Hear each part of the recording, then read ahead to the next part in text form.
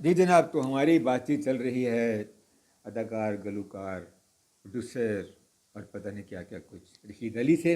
رشید علی جو ہمارے بچپن کے دوست ہیں، ہمارے لنگوٹے ہیں اور آج تک ہمارے دوست ہیں۔ اللہ اس دوستی کو قائم رکھے۔ اور ہماری بات چیت چل رہی ہے اور ہم آگے بات کو چلاتے ہیں کہ آخر جب انہوں نے صبیہ خانم کے ساتھ کام کر لیا، اپنی فیوریٹ آرٹسٹ کے ساتھ کام کر لیا، تو اس کے بعد پھر انہوں نے کیا کیا، آئیے ان سے جانتے ہیں۔ جی رشید۔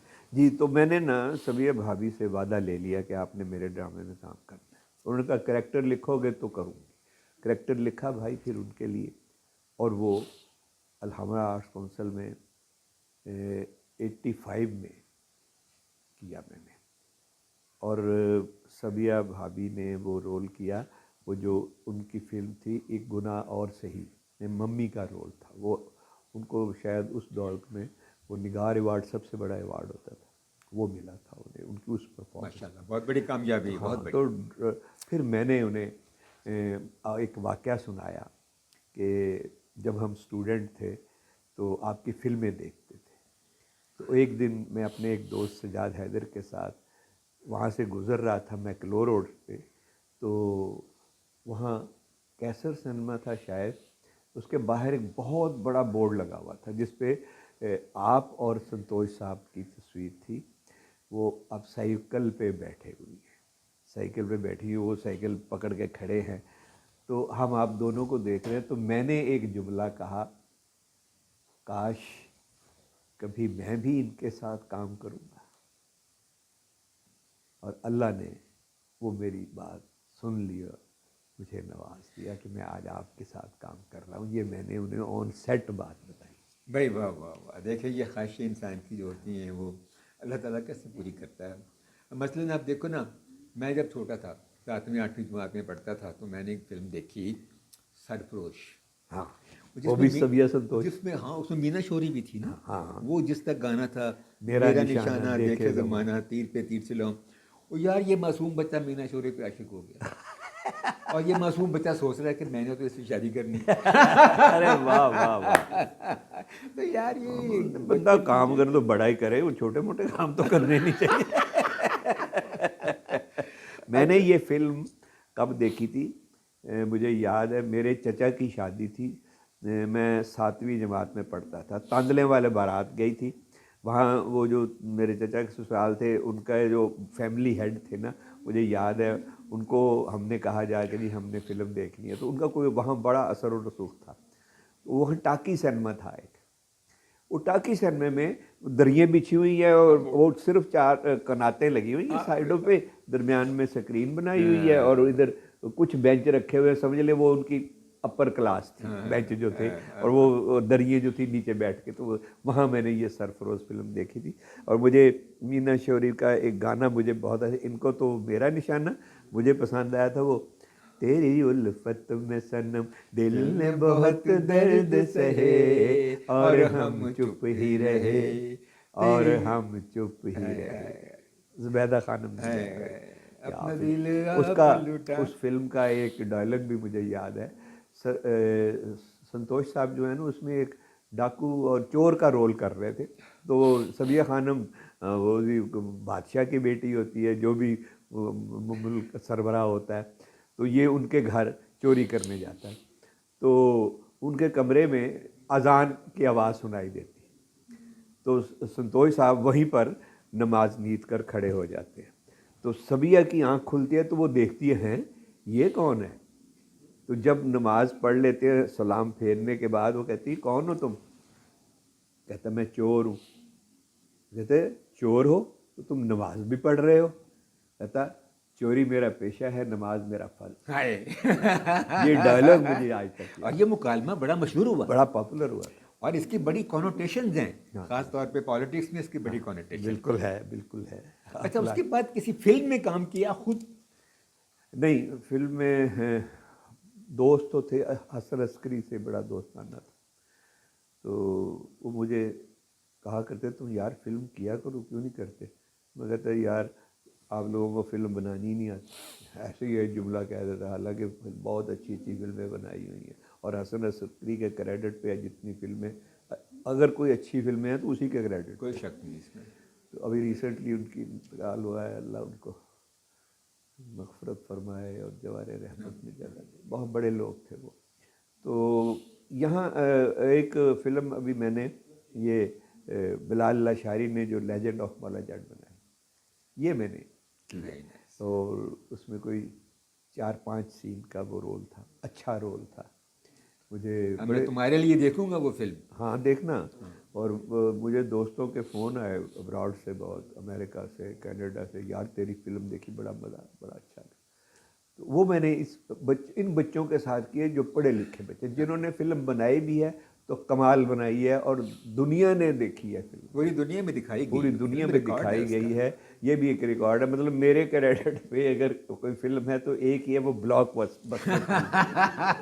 چلو اگر خواہش پوری ہوئی تو پھر اعلیٰ طریقے سے ہوئی نا، اعلیٰ طریقے سے ہوئی۔ اور انہوں نے جتنی عزت احترام سینئر آرٹسٹوں کو دیا، اس کریو نے سارے نے، اور خاص طور پہ جو بلال اللہ شاعری ہیں یا جو اس میں کاسٹ تھی، فواد خان، حمزہ عباسی، بہت عزت مجھے دیتے تھے، بہت احترام کرتے تھے بینگ اے سینئر آرٹسٹ۔ تو میں حیران ہوتا، میں نے کہا یار یہ بچے ہیں، ان کو یہ واقعی بڑے لوگ ڈیزرو کرتے ہیں، ڈیزرو کرتے ہیں۔ یہ فضل قادری صاحب نے پنجابی میں جو سبجیکٹ دیے ہیں، کیا بات ہے، کوئی وائلنس نہیں۔ اچھا دیکھیں، مزیداری کی بات یہ ہے کہ ہمارے بارے میں یہ کہا جاتا ہے کہ ہمارے یہاں فلم پاکستان کی اتنی اچھی نہیں بنتی اور یہ وہ، لیکن ہمارے بعض فلم سازوں نے ایسے ایسے بڑے موضوعات پہ فلمیں بنائی، ہاں جی بالکل، جیسے شہید، جیسے فرنگی، جیسے یہ ہم جیسے خاموش رہو، بالکل، ایسے ایسی اعلیٰ فلمیں بنائی، ایسے کرتار سنگھ۔ کمال فلمیں بنائی ہیں۔ اصل میں نا فلم کے ہم اتنا تو نہیں جانتے، نہ ان لوگوں سے اتنا واسطہ پڑا۔ میرے نزدیک جو ہوا ہے کہ جب تک پڑھے لکھے لوگ انڈسٹری میں رہے ہیں، فلمیں بنی ہیں۔ فلمیں بنتی ہیں۔ زوال اس وقت شروع ہوا جب ان پڑھ لوگ، ماجے ساجے، اور اس انڈسٹری میں آئے، خاص طور پہ جو فائنانسر بدماش لوگ آ گئے، تو وہ جو بلیک منی کا پیسہ تھا وہ وائٹ کرنے کے چکر میں، اور اصل میں تو ان کے مد نظر عیاشی تھی نا، پرپس وہ تھا، اور کچھ نہیں تھا۔ ہاں ایک بات میں اکثر کرتا ہوں کہ 65 میں انڈین فلم بند ہوئی ہے پاکستان میں آنا، ورنہ انڈین فلمیں اور پاکستانی فلمیں آمنے سامنے سینموں میں لگی ہوتی تھی، ہم لوگ جاتے تھے، فیملیز جاتی تھی، ٹوٹ کر رش پڑتا تھا، وہ بھی ہٹ، وہ بھی فلم ہٹ، اور ایک کمپٹیشن تھا ان کے درمیان۔ 65 کی وار کے بعد وہ کمپٹیشن ختم ہو گیا۔ جہاں کمپٹیشن ختم ہو جائے وہ زوال پذیر ہوتا ہے وہ ادارہ۔ اب مثال لے لیں، ایک جماعت میں، کلاس میں چند بچے بڑے ذہین ہوتے ہیں، 2-4 ہوتے ہیں، ان کا آپس میں کمپٹیشن ہوتا ہے کہ میں زیادہ مارکس لوں گا اس سے، میں زیادہ اس سے مارکس لوں گا، اور پھر اسی چکر میں وہ زیادہ محنت کرتے ہیں، پڑھتے آگے۔ اور یہ جو صحت مند مقابلہ ہے جس کو کمپٹیشن کہہ رہے ہیں، یہ اگر نہیں ہے کسی بھی شعبے میں تو وہ شعبہ زوال پذیر ہے۔ اور ہمارے ہاں ایسا ہی تو ہوا ہے کہ ہمارا ہر شعبہ کمپٹیشن نہیں، کرپشن ہو گئی، کرپشن بھی ہو گیا۔ اب ایک اگلا سوال یہ پیدا ہوتا ہے کہ آپ پروگریسو آدمی ہیں، آپ ترقی پسند آدمی ہیں، آپ کا ذہن بہت کھلا ہے، تو سیاست میں آپ کس طرف راغب ہوئے اور کس طرف؟ سیاست میں پریکٹیکلی تو میں سیاست میں نہیں ہوں، لیکن چونکہ اب جو یہ سوشل میڈیا کا دور ہے، اس پہ میں کچھ تھوڑا بہت میں لکھتا رہتا ہوں، چھوٹے چھوٹے آرٹیکل کی شکل میں، جو میں فیل کرتا ہوں، یا میں جو دیکھتا ہوں کہ معاشرے میں کیا ہو رہا ہے، یا جو میں نے دیکھا ہے پاکستان بننے کے بعد، جو مجھے جب شعور ملا کہ ہمارا سسٹم کیا ہے اور کس طرح سے یہ چل رہا ہے، کون لوگ چلا رہے ہیں، ڈومینیٹنگ پوزیشن کس کی ہے، انصاف کتنا ہے معاشرے میں، سوسائٹی میں، سوسائٹی کو کس طرح سے بلڈ کیا جا رہا ہے خاص مقاصد کے لیے، یہ ساری چیزیں جو ہیں یہ آبزرویشن سے آئی ہیں نظر۔ تو جو سچ ہوتا ہے میرے نزدیک اس کو سچ کہتا ہوں، جو جھوٹ ہوتا ہے اس کو جھوٹ کہتا ہوں، اتنی جرت ہے میرے میں۔ مطلب میں نے اگر تحریر بھی لکھے تو وہ مزاحمتی تحریر کہہ سکتے ہیں آپ، شاعر تو میں نہیں، ورنہ شاعری بھی مزاحمتی میں کرتا، ضرور کرتا۔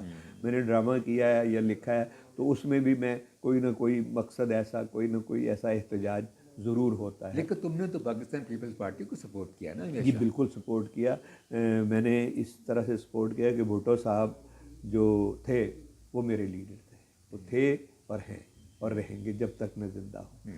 اتنا ویژنری لیڈر میں نے پاکستان کی تاریخ میں نہیں دیکھا۔ اب ان کو اب کمپیئر کرتے ہیں آج کے لیڈروں سے کچھ لوگ، تو کسی طرح سے کمپیریزن بنتا ہی نہیں ہے ان ہے ہی کا، نہیں، اتنا پڑھا ہے لکھا ہی کوئی نہیں۔ نہیں ہے اتنا۔ اور اتنا وہ میں ان کے جلسے اٹینڈ کرتا تھا، کہیں بھی جلسہ ہوتا لاہور میں تو میں جاتا تھا، سب کچھ چھوڑ چھاڑ کے میں جاتا تھا، میں نعرے لگاتا تھا ان کے، میں عاشق تھا ان کا۔ میں آپ کو ایک بات بتانا چاہتا ہوں کہ جب ان کو ہینگ کیا گیا ہے 4 اپریل 1979 کو، تو اس کے چند دنوں بعد مجھے ایک خواب آیا۔ اچھا، ہاں جی، میں اپنے خدا کو حاضر ناظر جان کر یہ خواب آپ سے شیئر کر رہا ہوں کہ خواب میں اور میرا ایک دوست ابو ذر نام ہے اس کا، وہ میرے ساتھ کچھ عرصہ ہم نے اکٹھے مل کے کچھ کام کیا تھا، تو ہم ایک کینٹین پہ بیٹھے ہیں چائے کی، اور وہاں چائے پی رہے ہیں، ایک میز پہ بیٹھے ہوئے ہیں آمنے سامنے، تو چائے پی رہے ہیں، اور ساتھ میں میری نظر جو دروازہ ہے اس کینٹین کا، تو وہاں پر میں ایسے دیکھتا ہوں تو بھٹو صاحب کھڑے ہیں، ارے واہ، سفید شلوار اور سفید کرتا پہنا ہوا، انہوں نے سر پہ سفید ٹوپی نمازیوں والی، وہ اب ادھر ادھر دیکھ رہے ہیں کینٹین کے اندر، تو جب ہم پہ نظر پڑی تو سیدھا ہماری طرف چلے آئے۔ اب وہ جب آئے ہیں تو مجھے سمجھ نہیں آ رہی کہ یہ بھٹو صاحب یہاں، میں بھی کھڑا ہو گیا، وہ بھی کھڑے، بھٹو صاحب آپ بیٹھے پلیز، آپ یہاں؟ کہتا ہاں میں، اور وہ بیٹھ گئے۔ میں نے کہا سر آپ کو تو ہینگ کر دیا گیا ہے، آپ تو مر گئے ہوئے ہیں، آپ تو مر چکے ہیں۔ کہتے کون کہتا ہے میں مر چکا؟ یہ دیکھو کہ تمہارے سامنے میں بیٹھا ہوں اور میری صحت بھی پہلے سے بہتر ہے۔ یہ الفاظ ہیں ان کے، کون کہتا ہے میں مر چکا ہوں، میں تو زندہ ہوں، آپ کے سامنے بیٹھا ہوں۔ اچھا وہ جو سامنے کاؤنٹر پہ وہ مرتبان پڑا اس میں کیک رس ہیں، وہ منگواؤ، میں نے وہ کھانے ہیں۔ ارے واہ، ارے واہ، ارے واہ، تو میری آنکھوں میں آنسو ہیں، اور اسی دوران میری آنکھ کھل جاتی ہے، میں دیکھتا ہے، اب مجھے 101% یقین ہے کہ وہ شہید ہیں، اور شہید زندہ ہے ہمارے مذہب کے حوالے سے، یہ قرآن کہتا ہے۔ بھائی واہ، میں بالکل ایگری کرتا ہوں۔ میں آپ کو بتاتا ہوں کہ ایک دفعہ میری بھٹو صاحب سے ملاقات ہوئی، وہ ملاقات میں نہیں بھول سکتا۔ میاں میر ان کا حلقہ تھا جہاں سے انہوں نے الیکشن لڑا، وہاں میں اور نسیم ہوتے تھے، ایک وہ شاید سیکٹری تھے ہمارے وہاں پہ، تو بھٹو صاحب وہاں وزٹ کرنے آئے، ڈاکٹر مبشر سنجید چلا رہے تھے اس وقت کہ نہ گولی کسی کو مارنے کا اندیشہ تھا، نہ کوئی دہشت گردی کا، بالکل، اور ان بھٹو صاحب اوپن جیپ میں بیٹھے ہوئے ہیں، ساتھ مبشر صاحب یوں ڈرائیو کرتے ہوئے آئے، وہ تھوڑی دیر کے لیے ہمارے آفس پہ رکے ہیں، میں اور نسیم آگے بڑھے ہیں، اور ہم نے بھٹو صاحب سے ہاتھ ملایا۔ بھٹو صاحب کو 104 درجے بخار تھا، لیکن وہ اپنی کمپین چلا رہے تھے، میرے ہاتھوں میں ابھی تک ان کی وہ حرارت لمس محسوس ہوتا ہے۔ واہ واہ واہ۔ اچھا میری جو پہلی ان سے انٹریکشن نہیں کہوں گا اسے، مطلب جب دیکھا میں نے اس کو پہلے، میں ان دنوں وزیر آباد میں میری پوسٹنگ تھی، 68 یا 69 کی بات ہے، تو یہ ٹرین مارچ کر رہے تھے، پشاور سے چلے تھے، ہمارے جو ایس ڈی ایم تھے سب ڈویژنل میجسٹریٹ میرے محکمے کے، انہوں نے کچھ ہمارے اہلکاروں کی ڈیوٹیاں اسٹیشن پہ لگائی تھی کہ آپ لوگوں نے وہاں جانا ہے اور دیکھنا ہے کہ کون کون سے وزیر آباد کے نون لوگ جو ہیں وہ وہاں پر کون کون سے، ان کے نام نوٹ کرنے، ایسے جیسے سرکاری ڈیوٹی ہوتی ہے، مجھے نہیں پتہ کیا کیا مقصد تھا اس کا۔ وہ ٹرین آ کے رکی ہے، کمپارٹمنٹ کے دروازے میں وہ آئے ہیں، براؤن رنگ کا سوٹ پہنا ہوا تھا، چہرے پہ سرخی تھی، رنگ سانولا تھا، تو انہوں نے تقریر کی، چند جملے کہے بس، اس کے بعد ٹرین روانہ ہوگی۔ تو میں چاہتا ہوں کہ آپ لوگوں کو آپ کا حق ملے، آپ میرا ساتھ دو، آپ میری طاقت ہو، اس طرح کے 3-4 جملے وہ ان کے، اور میں نعرے مار رہا تھا، اور مجھے یاد ہے میری گھڑی وہاں گر گئی تھی، وہ میں نے لاس کی۔ ارے واہ، اس کے بعد میں اب رہا نہیں گیا مجھ سے کہ میں نے باہر نکلا، میں نے وہاں سے بس لیا، اور اڈا ساتھ ہی تھا وزیر آباد، تو ٹرین کا ट्रैक जो है उसके साथ ही ये जीटी रोड भी चल रहा है, वज़ीराबाद से लेकर लाहौर तक। ऐसे आप यकीन मानो हफीज़ साहब, मैंने इन आँखों से देखा है कि एक स्टेशन और दूसरे स्टेशन के दरमियान जितना भी ट्रैक होता है मीलों में होता है, 2-3 मील तो कम से कम होगा। उस ट्रैक के दोनों जानब बच्चे, बूढ़े, औरतें, मर्द खड़े हुए थे, सिर्फ ट्रेन गुजरनी है वहाँ। देखना है भुट्टो साहब, ऐसा रिसेप्शन, ऐसी शो। मेरे दादा मरहूम 5 वक्त के नमाजी थे, वो अक्सर मैं उनको नमाज़ पढ़ते देखता था, और जब वो सलाम फेरने के बाद दुआ मांगते थे तो वो दुआ यूँ हाथ उठाए हुए तो कहते, या अल्लाह पुट्टो नू बादशाह बना दे। अरे वाह, या अल्लाह पुट्टो नू बादशाह बना अरे दे। वाह, अब वो मासूम, उनको पता क्या बादशाह क्या होता है, मतलब जो हाँ, सरबराह मैं होता है वो समझ रहा हूँ। बादशाह ही होता है उनकी नज़र में। वो इतने सादा लोग थे, और जिसको यार अब इन्होंने मार के क्या जुल्म किया है, वो उनको नहीं मारा, इन्होंने हमारी तारीख मस्क कर दी, इन्होंने उनको हमारा मुस्तकबिल बर्बाद सिर्फ भुट्टो को नहीं मारा, पाकिस्तान का मुस्तकबिल मारा है। बिल्कुल बिल्कुल खत्म किया, और फिर दहशत गर्दी की तरफ धकेल दिया। बस मैं बिल्कुल एग्री करता ये हूँ। जुल्म जो है, और हौसला है हम लोगों का ख़ास तौर पे जिन्होंने देखा है सब कुछ आंखों से, हम बर्दाश्त किए बैठे हैं, हमने अल्लाह पे छोड़ा हुआ है कि अल्लाह कभी तो तू इस कौम की सुन लेगा। भुट्टो के विजन को कभी तो अपनी तौर पर हम देख सकेंगे, हम नहीं देखेंगे, चलो हमारी नस्लें देख ले, लेकिन वो होगा। वो जो इस्लामिक समिट में गराज़ो मकासद थे वो आज भी महफूज पड़े हुए थे, उसमें क्या क्या करना था वो सब होगा, और हमारी नस्लें देख। जब वो कहते हैं कि मैं उनका जुमला तारीख़ी जुमला है, और आज भी वो मौजूद है रिकॉर्ड में, कि मैं ज़ियाउल हक के हाथों मरना पसंद करूँगा, तारीख़ के हाथों नहीं।